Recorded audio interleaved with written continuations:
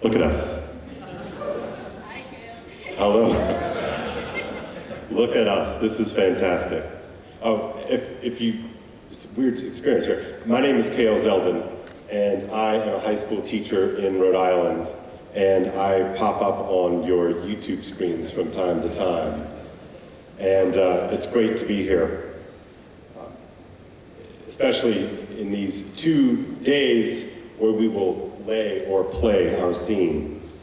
We often hear about 2 world mythologies and the 2 worlds, and we can talk about spirit and matter. But we join here in the flesh, to fuse spirit and matter in the spirit of fellowship as we explore what we mean by these words, fellowship, and perhaps more elusively, what we mean by spirit. Listening to what Corey told us about the estuary protocols and what his hopes for really moving, and as I usually do when I hear people talk in profound, moving ways, I revert to some book that I have read and taught, and he talked about the valley, the woods being lost, and monsters like she-wolves and leopards and lions from the opening canto of Dante's Inferno. And when I teach the book to my kids, my students, and my kids, I talk about pilgrimage as a physical journey to a spiritual end. And so my hopes for us this weekend is that we can be together physically as we aspire spiritually. We look for our telos, our destiny. So today, to kick us off, I'm sure that most of us are very familiar and hear that peculiar, casual call of, "Hi, this is Paul." You know what I'm talking about. Every video, "Hi, this is Paul." And immediately, let's do this, let's go. What does Paul have served up for us today for homeroom? And so I think it's fitting that so many of us who come here today in Elmhurst, because of our strange parasocial relationship with a shockingly tall gentleman who works his own vineyard in Sacramento. So Paul will join us now to give us the first keynote address. So give it up for Paul Van der Klaan. I never know what the slides look like. Go ahead and put the first one up. We'll see what we see. There he is. Does the screen back there work, or am I going to have to turn around the whole time? So, you have come to an event that was the brainchild of a man who wears Dickies. Many of you, if you haven't seen him on the channel called Friday Morning Nameless, he is usually found on his channel with a smartphone, and he is laying tile in someone's bathroom somewhere in Wisconsin. And Chad, how many conferences have you ever gone to that have been born from a tiler in Wisconsin? But Chad calls me or texts me, I don't know. I get my Chad stories wrong and he corrects me. And he says, I want to do a conference. I said, oh, Chicago guys. The Chicago guys who don't like the word estuary and don't use the protocol, call them and work with them, because they've got a lot of ideas and a lot of good people, and so this thing started to catch. And the only thing that comes to my mind when I think about what has instantiated itself here in this room is spirit. Go ahead to the next slide. You can find, there they are over there.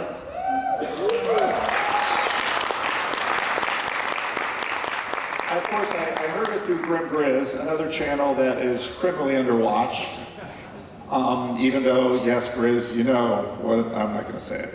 But these guys, when they finally came to Sacramento, and I was away on vacation, and they waited till I got there, Jonathan told me, we very intentionally named the website that we're doing this. This is the first estuary road trip.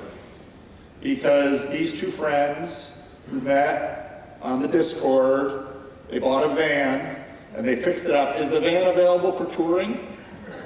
Is there a buy me a coffee thing, QR code to tour the van? Like, Grizz, are you going to teach them in the way of the grift? All right. But you should go see the van. Because when I saw the van, because I asked for a tour, it was beautiful. Because what this represented was friendship and a vision. And Joe's a little shyer than Jonathan. Jonathan's a little, but see the van, ask them the question, how did this start? Why are they doing it? Next slide. Some of you don't know, but some of you do know. The great TLC debate is the TLC a thing? And Jonathan Peugeot, maybe we'll get him to weigh on it. Actually, I got a different word from John last night because one of my names for Jonathan, he is the king of seeing the formal cause. And then I talked to John last night and he said, well, there's this fifth cause, the paradigmatic cause, so maybe Peugeot is the king of the paradigmatic cause. That might be it. But I wonder, is the TLC a thing? And that's always a hard question because it's kind of a vague thing. But what we're doing today is a thing. It's an important thing. And this is a picture, look at Jonathan. He's so young, he doesn't have any gray in his hair. This is from our second conversation, where he's living in the house that got flooded. But I remember that conversation because he started to talk about like the angel of the conversation. Because one of the things as you work your estuary protocol, you'll notice that there's a spirit of the conversation. We're very comfortable with that language, but then Jonathan sort of switched it up and put angel in there. And actually that second conversation I had with Jonathan really blew my mind because he opened up all these different vistas of seeing. And I think in many ways that's what Jonathan does. Next slide.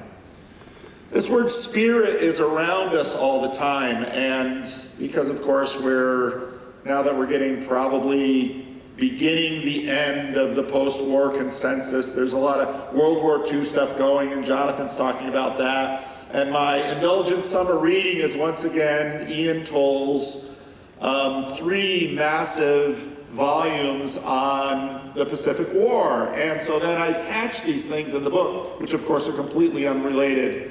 For 3 years of war, the Japanese acclaimed their unique Yamato spirit and willed themselves to believe that it must deliver ultimate victory. They believed themselves to be a race like no other, a family of 100 million. The figure was 30 million too high, racially pure and homogeneous, descended from the gods, and united under the benevolent guidance of the Father Emperor. I read some other things in a few of my previous videos last week. The ideology was reinforced and disseminated by official slogans, 100 million advancing like a ball of flame. Think as one, act as one. Extravagance is the enemy. Fired with an overriding spirit, the Japanese at home and on the front lines would endure privations and hardships that the enemy could never withstand. They would work harder, eat less, and face death with samurai-like indifference. And they lost the war. But that word spirit, we all know what it means. It's just assumed. We think we know what it is. Now, next slide. The Britt Hartley conversation with Rainn Wilson was so interesting because you've got sort of a deconstructed Mormon talking with a deconstructed Baha'i, sort of reconstructed into a book that argues that a spiritual revolution is necessary to address the world's most pressing problems, from mental health crises and political divisions to climate change and economic injustice. Neither of them Orthodox or Catholic or Protestant technically. Of course, the LDS, I won't go down that rabbit hole, but I know there are LDS in the TLC, you know that. Next slide. Are you the ones flipping slides, Chad? No? Oh, there, okay. Oh, it's up there now, good, thank you. And we are downstream from a mass exorcism. Because when I was trying to figure out in 2017, 2016, 2017, 2018, what is happening? Because I saw something happening, and of course, last night at I call it the Orthodox drinking game. I'm sorry, John. That's my name for it. It was great. I loved it. I want to do more of them.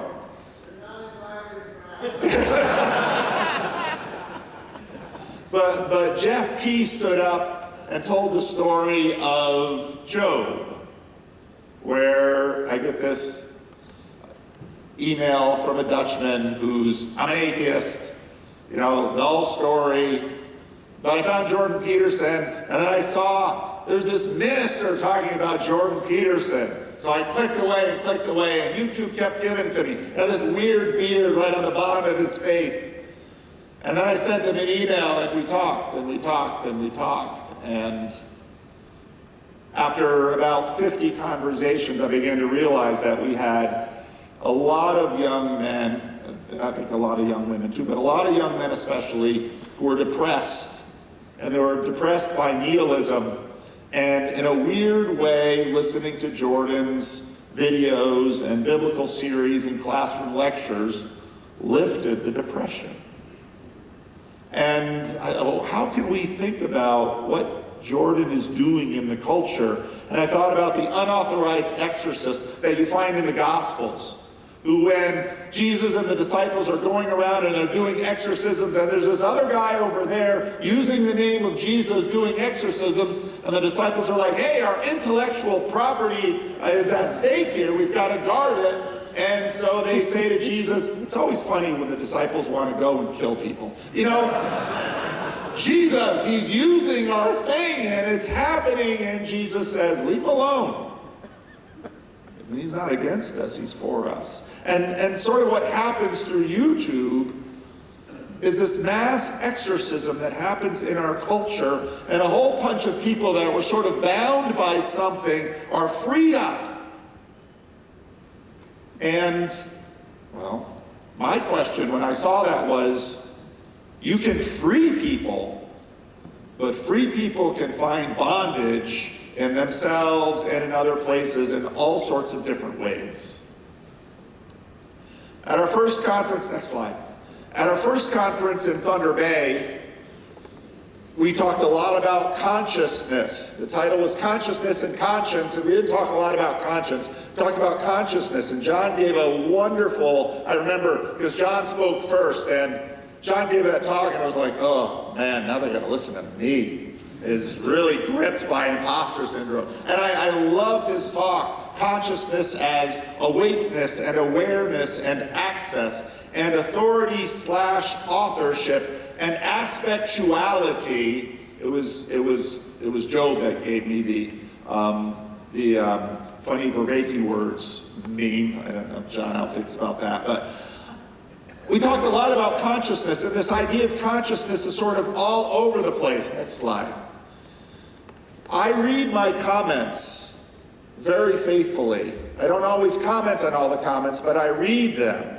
And I pay attention to the names, and is Pharaoh Philosopher here? No, Pharaoh Philosopher is a very regular commenter, and I get a sense of the personalities through the comments. He's an excellent commenter. He's very skeptical about a lot of what we're doing, but he always comments productively. People who have given a matter responsible study take up the beliefs of one or two reasons. They are aware of sufficient evidence. The belief relieves their dissonance. I have neither reason to believe that hyper-objects have consciousness. Now, many of you will hear that and say, what? Hyper-objects? You haven't been paying attention, have you?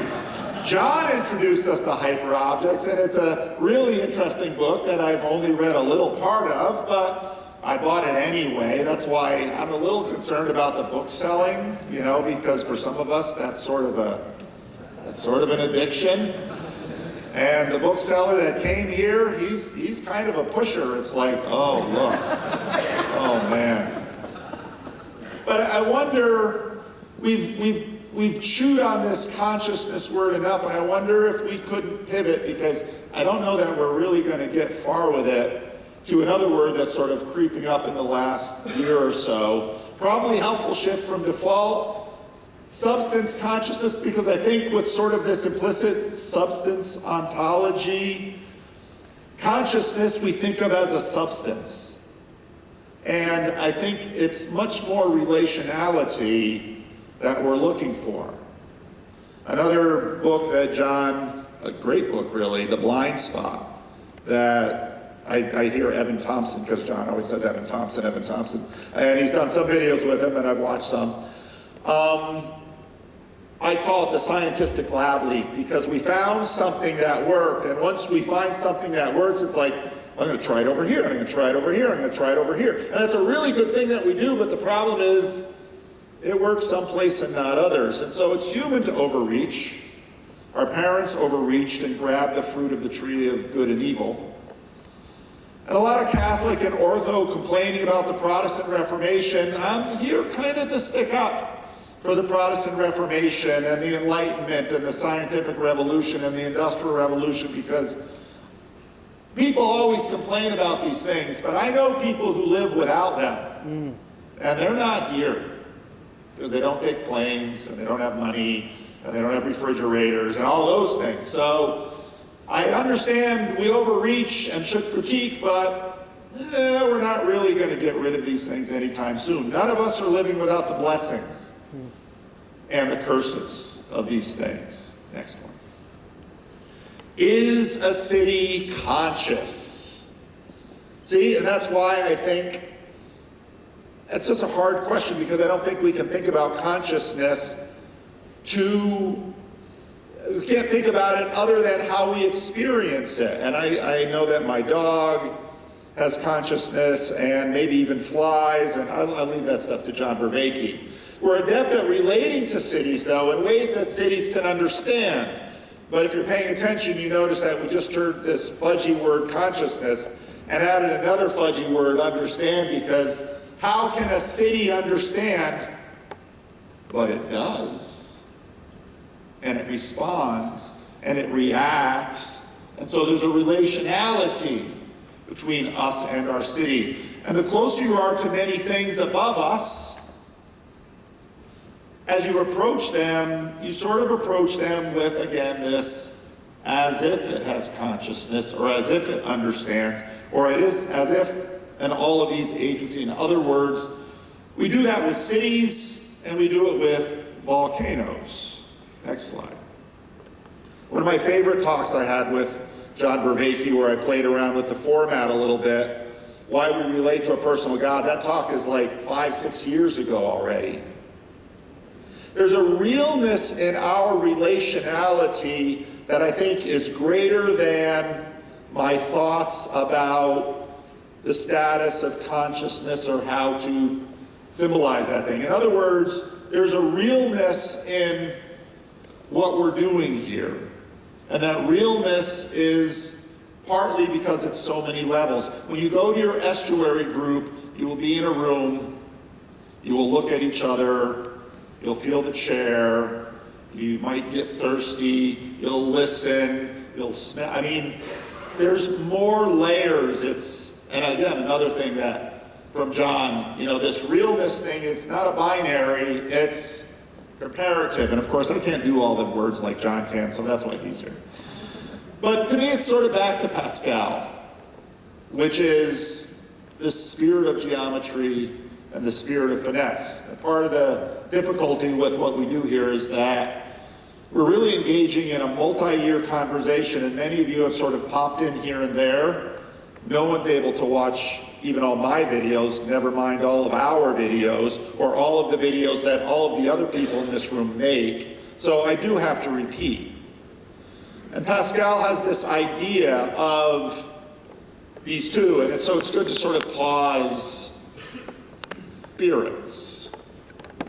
The spirit of geometry is the analytical, logical, and methodical mind. It's the type of reasoning used in mathematics and sciences. Its principles are clear, precise, and few in number. And of course, if you've known anything about Ian McGilchrist, it's like, spirit of geometry, that's the emissary. And then there's the spirit of finesse, an intuitive, perceptive, and holistic way of thinking. Its principles are numerous, subtle, and often felt, rather than explicitly stated. This type of reasoning is used in social situations, art, and understanding human nature. It involves seeing the whole picture at a glance and grasping complex relationships without a formal step-by-step process. And you see that, and you read McGilchrist, and it's like, wow, look at all these things are lining up. Next slide. Now the world is, I think, increasingly, the West is getting increasingly unweird. Western, educated, industrial, rich, democratic. If you read Rod's book, is Rod here? I haven't seen him yet today. All right. UFOs, psychonauts, AI beings, unattached burdens, critters, diamonds, angels, demons. We had a culture that was sort of a suppression and a discipline that sort of leaned us into the spirit of geometry, especially in public spaces. And again, I'm the Protestant. That's not a bad thing, because as a pastor, people have lots of ideas. And they're weird. And that's okay. But when it comes to public realms, it's sort of, you gotta limit it. You gotta test it. You gotta work it through. You know, well, that slide's coming up, Rod. I see you there. You're on the slide. And I actually don't like the enchanted, disenchanted thing very much, because when I look at scientists and engineers and mediums and spiritualists, they're all excited by the same thing in some ways. When the scientist or the engineer sort of cracks the code in something, we might see that as disenchanting, but the experience that the scientist had is, wow, look at how that works. I think that's actually the same both ways. It's this spirit of discovery that excites and motivates and dives us in deeper. So that way, the spirit of finesse isn't the only enchanted spirit, so is the spirit of geometry. We love to discover the patterns that govern. It's just that different patterns govern different things. And there's lots of patterns. That's why Jonathan Peugeot is not going to be out of work anytime soon. So, you got the correct slide. And so to what degree does the re-enlarging of the curtailed domain of spirit helpful? That's a real question for me. Because on one hand, this shift back towards thinking, wow, there's spirits governing lots of things. Is that the most helpful language? And that's really an open question for me, because again, it is human to overreach. We have this interesting new conversation now about social fertility suppression. And this fascinating conversation that Benjamin Boyce had about high status women are suppressing the fertility of lower status women in a Darwinian domain. And it was like, wow. And Jordan had connected this up with Snow White and so many thoughts I hadn't thought of. But the thing just kept coming up in my mind. Is this conscious? Because I know a lot of high status women, and that doesn't seem to be what they're concerned about. And so Benjamin asked her, early in the video, she said, and then later in the video, she basically says, well, I don't know if consciousness is a thing or not. And it's like, wait a minute. And some people thought, I've gotten pushback, some people thought I was a little hard on her because, you know, she was kind of a hero at that moment. And then my good buddy Rod, who really keeps me honest, says, now do that for religion. Well, yeah, fair. Social contagions. And then this image of exorcism. And I thought, do 12-step programs do exorcisms? It's kind of right there in the steps, isn't it? They need to be, something has been governing them, something has been capturing them. And do therapists do exorcisms? Yeah, they really do. Because someone is bound, and through that process, they are freed. Does propaganda, is that a spiritual thing? That seems easy. And I thought about all of this stuff going on in Japan, the emperor, God, all of that, the end of the Second World War, the atomic bombs, those were massive exorcisms of a spirit that had dominated Japan. But spirits don't just go away. I think that's one of the myths of the modern imagery. Spirits are always replaced. And I loved my favorite Peugeot series with Richard Rowland, who I haven't yet met in the flesh. So really looking forward to meeting him in the flesh sometime, are his Universal History. And they get into this stuff about American spirits. I thought, oh yeah, now you're really cooking. And then we're at the ball game on Wednesday night, and Kale says to me, you know, kids in school aren't excited about sports anymore. And I thought, wow. We're at the Cubs game, and there's this powerful spirit moving through the stadium. I haven't followed baseball really much since I was 12 or 13. But boy, I'll tell you, when the bases were loaded and there were 3 balls on that guy, and the spirit takes us all, and we think nothing of it. All of us, I'm not paying any attention to the Cubs and the Brewers, but I'm carried along. And Jonathan asked in that video, will all of these spirits make it into the next world? How long will these spirits live in this world? And Kale is like, just think about baseball, the spirit of baseball going away. It's lesser than it was 50 years ago. We live in a battleground of increasingly public spirits. The thing that I caught from the Dalfit conversation with, what's her last name? Didn't put it in there.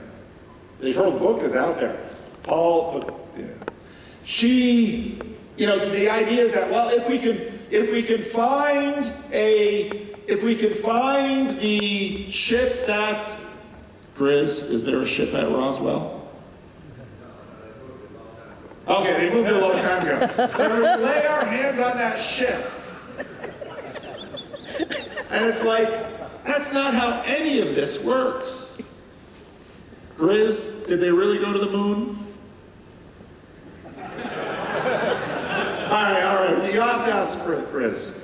That's not how any of this works. That won't solve anything. And that's our imagination, because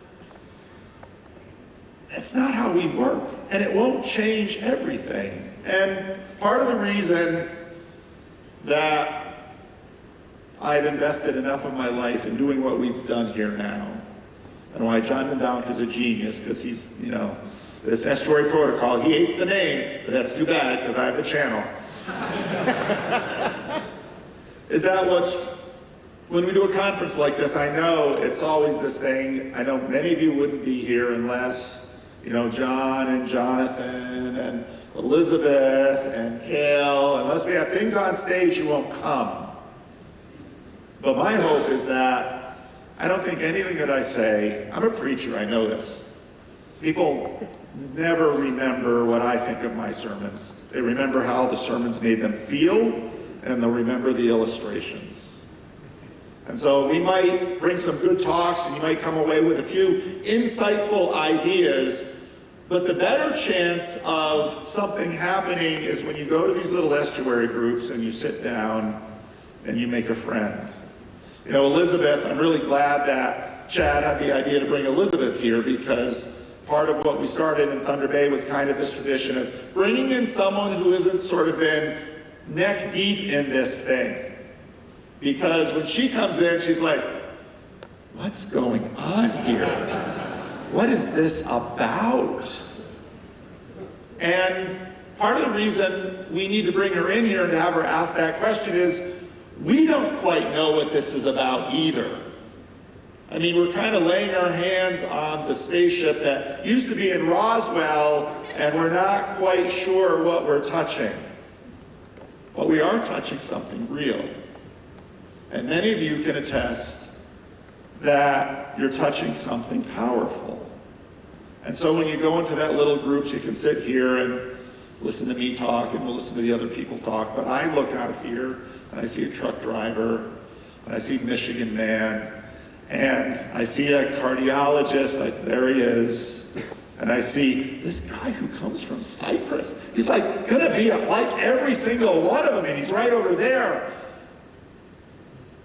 So I wanna know, how many of you, when I say coming out of the lurk, just raise your hand, how many of you know what I'm talking about? Okay, put your hands down. For how many of you coming to this conference today is coming out of the lurk? Stand up.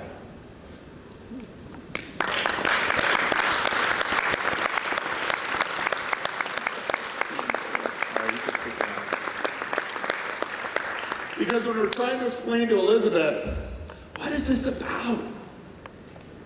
So much of this is about coming out of the lurk. And again, the problem, which I really despise, is that too many of you stood up then I can reasonably, with my Dunbar number, really connect with. And because of this really weird, illusory, in some ways lying dynamics that come through the screens, that's a sad thing. But in your little estuary group, there are people who, you know, have there's real good reason to never show up in a live stream. I get that. But there's good reason to come here and go to a little estuary group and say your name and share your story and make a friend. Because the truth is that our YouTube channels will come and go. It's the age of decay, go. But these relationships, these friendships, they can really have power over long periods of time. Now, we recognize a lot of cross domains. You use a pool cue to move billiard balls, but the game isn't confined to the table. We had chemicals to the body, medicine, but we recognize that what happens within the skin is not all that's going on. The stoner in the basement might find bliss in drugs, but his parents, who have always said, I just want him to be happy, if you say, he's really happy with his drugs in the basement, the parents know he was made for something more than that. And we have lots of different languages. It was so funny, this thing shows up on Twitter, and of course the dude has a UC Davis sweatshirt on, and he's saying to the street evangelist, this religion stuff, no, the main thing is that you try to improve society. Oh. Like expensive buildings with special clothing and instruments are a waste of time, but you don't say that about the expensive buildings with vestments, white coats, and instruments. That's the hospital. To kneel, to process, to wave placards somehow changes things. Tell me, what things does it change? Tell me that mechanism. Show me this society you speak of. I can feel it. I have a sense of it, sort of dead reckoning. Tell me what improve means. Jesus, when you read the Gospels, one of his primary identities was that of an exorcist. We have many different names for the kinds of spirit Jesus cast out. C.S. Lewis in Miracles notes the strange dynamics of miracles and time. Now, so many of Jesus' miracles, water to wine, C.S. Lewis says, every day water gets turned to wine. It just falls from the sky and lands on the vineyard, and it grows the grapes, and the grapes get pressed, and time, and blah, blah, blah, blah, blah. And one of the things that Jesus does with his miracles are things are sped up. A therapist may do an exorcism on someone who is bound by something. A doctor may exorcise something that is binding a person. But the strangest exorcism Jesus did was never seen as an exorcism. But I think it is, because it's performed by hanging on a Roman emblem of torture through which they established their dominion. And he says, I'm going to exorcise the Roman Empire in this way. And it's only far later we began to recognize. So Chad, I remember Chad's like, the theme of the conference is fellowship of the Spirit. I thought, oh boy, how's that gonna go? But here's the thing about Chad. He's back there in his dickies. I've yet to see the baby. I gotta see the baby. I really want to see the baby. And he'll, every few months he'll have his own little meltdown on his channel. What are we doing? You people are, on and on and on. And then he'll come back and, what was I doing? But Chad's a genius. He is. You are, Chad, you are. Because I watch your branding. And I watch you thinking. You might not be the kind of genius that we look at with other people in society and say, oh, they've started a big corporation or they discovered a big medical thing. And Grim Grizz, I look at Grim Grizz, yes, it's unwatchable, I know, but it's a work of genius. And for a man who's supposed to be a cautionary tales about video games, his channel is a video game when you watch it. And the thing that I know is that there are immense blessings and there's immense power and giftedness all throughout this room that human history will never appreciate and never record because we're way too fast. And so the purpose of, okay, we're going to have these stage things and then we're going to go down to these little groups and you're going to meet with randos. I want you to discover the blessings and the spirit and the beauty that is in all of these randos whose names won't even show up on a live stream. Names that I won't even get a chance to meet. So I want us to slow down and see that beauty and learn to relate to it.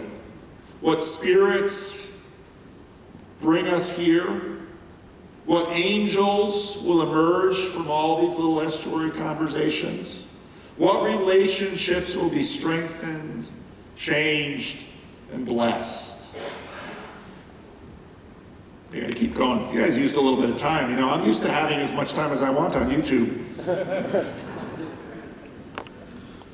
I've been reading Rod Dreher for years, and I always say, it wasn't actually Peterson that brought me down this road, it was Dreher. It's his fault.